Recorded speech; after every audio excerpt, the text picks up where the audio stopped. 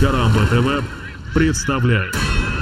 Салют, люди из будущего! Это видео записано 15 марта 2013 года, и меня зовут Ликей. Хотя мое имя вам ни о чем не говорит, ведь в ваше время имена стали функциональными. Это я к тому, что если сейчас тебе кто-то говорит, что его, допустим, зовут Андрей, то тебе это вообще ничего не говорит о человеке. В то время как в вашу эпоху за именами закреплены увлечения и профессиональные навыки персоны. Это дико удобно, прям как мои тапки. Вот. Люблю. Представился тебе персонаж именем И43Z2, ну допустим. И ты сразу понимаешь, что он биолог, увлекается игрой на фортепиано и астрономией. Все четко и сразу понятно, без таинственных Саш и Маш. У вас там в будущем хорошо. Люди принимают вашу систему имен как нечто обыденное, привычное и разумное. Однако вы представить себе не можете, каких усилий будет стоить то, чтобы перестроить наших современников на эту систему имен. Неудобно же будет там экстренная ситуация, знаешь, там, эй, И325Z, я там тону. А по жизни уже как и у нас. Мы же не называем все время человека Александр. Там Саня, Санек, там Шурик, что-то такое, да? Опять же, с девушкой знакомишь, она там, я И5735. Ты такой, Джастин Бибером увлекается. Нет, что-то не увидел, ушел. Но люди будут скрывать. Что? Так документ, ID, чип. Ладно, пока. Давай. Люди будущего, несмотря на все превосходство и удобство ваших имен, мои современники найдут сотни аргументов только ради того, чтобы не менять свои привычки. Они начнут рассуждать об имени как об отражении души, о том, что каждое имя имеет свое значение. То есть, грубо говоря, если взять 10 тысяч Андреев, то все они будут мужественные и храбрые, как предписывает им их имя. Разве так? В конце концов, современники сошлются на обычаи предков и великие традиции. Да, традиции и привычки — это наручники человека. Они сковывают его жизнь, поступки и мышление. Так и сидел человек в пещере и мерз, пока не придумал использовать огонь. Хотя поначалу боялся его до ужаса. Так и заточил человек свое первое копье для охоты на дикого зверя. Хотя до этого это считалось невозможным, как это слабый человек валит огромное сильное животное. Так и научился человек выращивать плодородные растения самостоятельно и в одном месте. А ведь до этого приходилось бродить и искать их, как и делали до него. Со временем человек понял, что нужно создать поливочные системы, чтобы постоянно обеспечивать растения водой. Хотя поначалу всем казалось это неосуществимым безумством.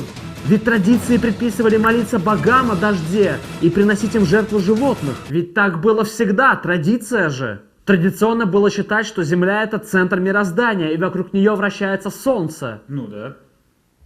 Кто считал не так, того на костер, ибо он нарушает традиции и обычаи. А это может подорвать авторитет хранителей традиций. А если подорвется авторитет, то вместе с ним пойдет по швам их власть, а вместе с ней все вкусные плюшки. Вполне себе традиционно и обыденно было эксплуатировать чернокожих в Америке и крепостных в России. Ведь это нормально, так делают все, это привычный склад вещей. Черный должен служить белому. Что тут такого, думали они. Животные должны служить нам и нашим привычкам. Что тут такого, думаем сейчас мы. Из-за этой пришитости к традициям и привычкам человечество развивается медленнее, чем могло бы. А в некоторых регионах Земли так вообще застаивается. Человек пугается перемен, даже если в итоге они будут полезны для него. Он просто не знает этой пользы, он сам отгораживает себя от этого знания. Не хочу ничего знать. Лишь бы не менять свои привычки. Вы, люди из будущего, должно быть, смотрите на нас и поражаетесь. Как мы можем травить себя алкоголем, никотином, наркотиками? Использовать вещи для украшения, а не функциональности? Иметь такой огромный запас и потенциал ресурсов и не уметь обеспечить высоким уровнем жизни всех и каждого. Вы удивляетесь, зачем мы делим землю на государства и воюем за то, что может принадлежать всем. Все это не в последнюю очередь из-за традиций, культуры и обычаев. Плюс мы слабо просвещены в плане альтернативы. Американский футуролог Элвин Тофлер еще в 70-м году прошлого века в своей книге «Шок будущего» предупреждал о шоке будущего, как и психологической реакции человека или общества на стремительные радикальные изменения в его окружении, вызванные ускорением темпа технологического и социального прогресса. В Америке негры перестали быть рабами? У белого населения шок будущего, протесты и возмущения перешли с кассет на компакт-диски. У ретрофилов шок будущего, протесты и возмущения. Наука занялась клонированием.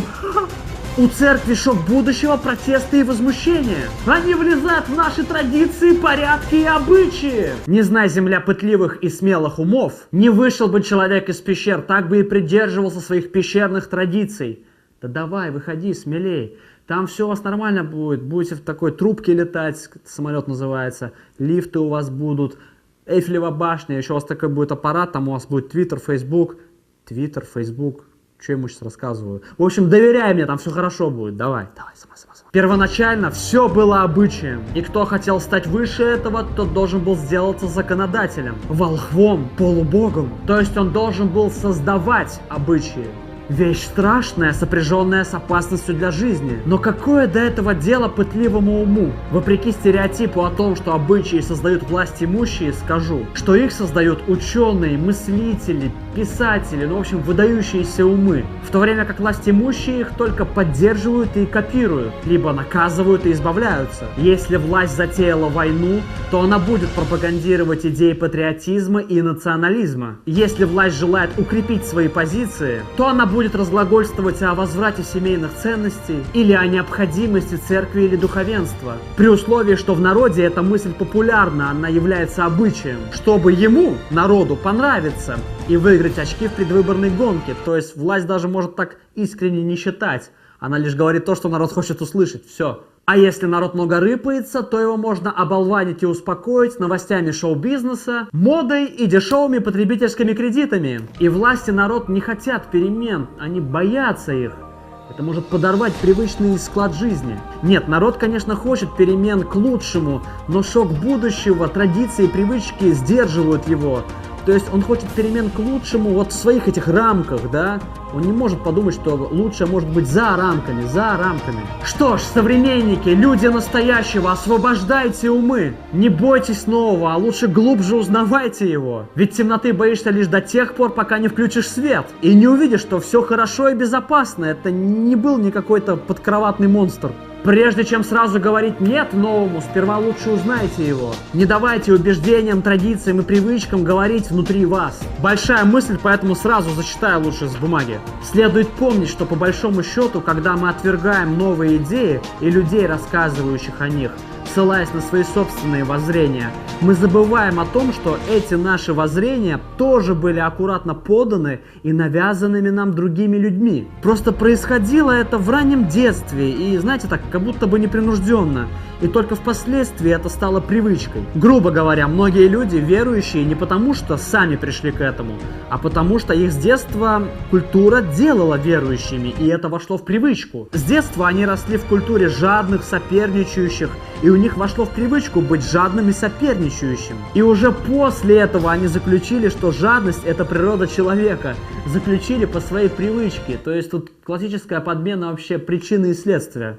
Росли бы они в культуре, скажем так, щедрой, для них бы щедрость была бы природой человека. Это знаешь, Костик, типа из серии, вот ты рос в нацистской Германии и стал нацистом. Ну и для тебя это нормально, абсолютно нормально, у тебя культура такая. В племени там каком-то люди едят людей, да, каннибализм.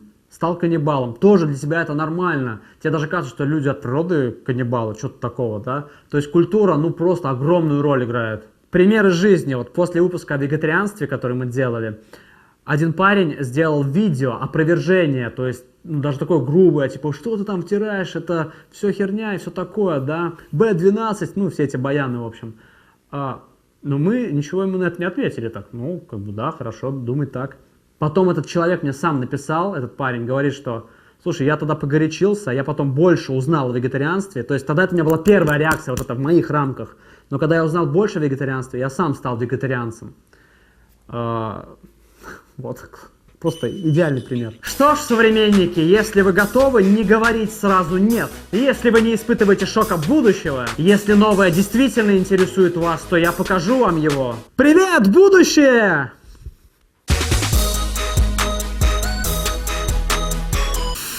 Знаешь, Костик, вот сейчас многие рассуждают о том, что культура в упадке, вот старые ценности не соблюдаются, мол, как это плохо. А с другой стороны, а почему плохо? Ведь, возможно, как раз людям не нужны уже эти старые ценности, они уже не работают так, как они тогда работали. И действительно, они были хорошие тогда, но сейчас они уже не работают. Поэтому вот тут эта фраза То, что падает, нужно еще и подтолкнуть. Очень, идеально работает. Если мы видим, что вот эти старые ценности уже не работают, они падают, не надо пытаться эти пропагандировать лозунги, давайте это возвратим и все такое. Поможем толкнем это, поможем этому всему упасть, потому что оно уже само не работает и мешает новому, более лучшему пробиваться. Поэтому нужно столкнуть и новое пробить. Все. Реально. То, что падает, нужно еще и подтолкнуть. Ты снимал-то?